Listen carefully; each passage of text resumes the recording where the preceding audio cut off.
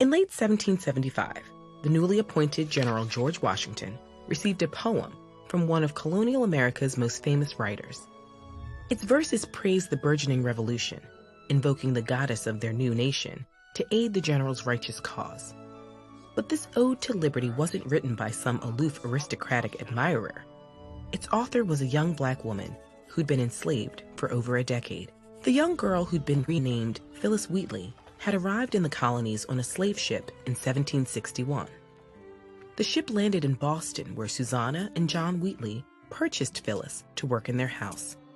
However, for reasons that remain unclear, they also taught her to read and write.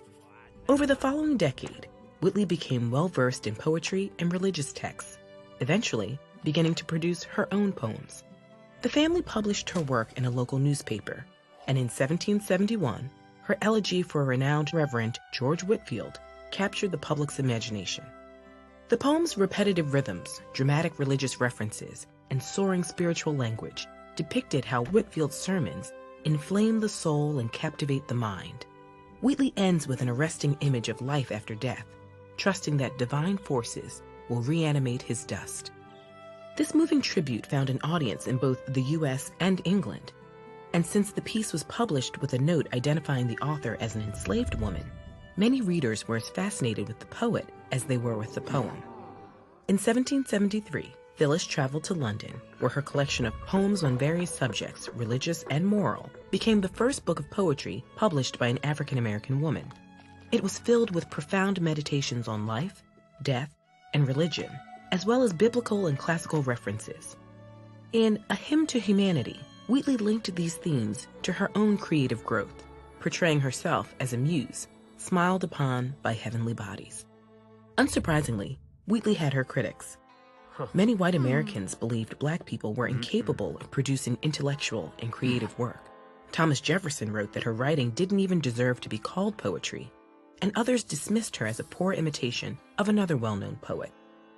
But many readers of the time were enamored with Wheatley's work, including prominent European writers and politicians. Many modern readers, however, might expect her work to cover a different topic: slavery. Wheatley rarely wrote directly about her experiences as an enslaved person, and her poem addressing the topic has been criticized for suggesting she was grateful that enslavement led her to Christianity. But it's incredibly unlikely Wheatley would have been able to publicly condemn slavery without serious consequences, and many readers have found a more nuanced critique hidden within her work.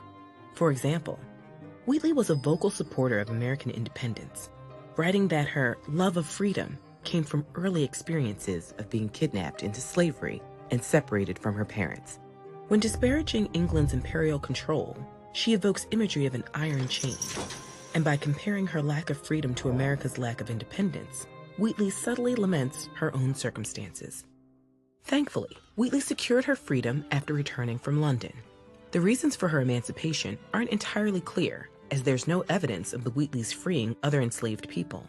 However, since Phillis could have remained free in London, some believe she bargained to make emancipation a condition of her return. It's difficult to know exactly what happened, both here and throughout the rest of Wheatley's life.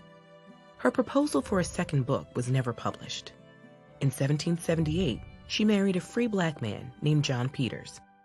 The two are believed to have had 3 children, all of whom died in infancy. Their last child is thought to have died around the same time as Wheatley, and the two were buried together in an unmarked grave.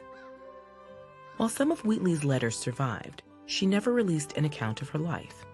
So despite her tenure as perhaps the most famous African on the planet, Wheatley's story has been lost to the ravages of history, like those of countless other enslaved peoples. But her poetry lives on today, celebrating creative growth and offering spiritual sustenance.